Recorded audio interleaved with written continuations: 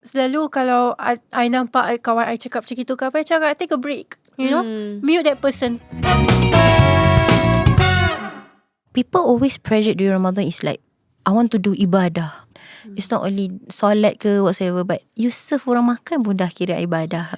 That kind of thing yang maybe orang tak nampak. Jalan senyum pun ibadah, But selagi Ramadan ada, selagi tu kita buat baik, dan selagi tu kita selalu mengharapkan pengampunan daripada Allah SWT. Media sosial ni bukan ruang di mana kita patutnya bandingkan diri dengan orang yang kita lihat. Hati manusia lah kan. Kadang kita pun tertanya kenapa dia ada ni.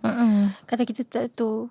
So selalu kalau I nampak kawan I cakap macam itu ke apa, I cakap take a break, mute that person. Sekarang ada banyak features, mute lah, apalah. Apa lagi dia kata? Hide Restrict lah, Restrict, yes, correct. And orang belah sana pun tak tahu apa yang kita buat. Betul juga. Yeah.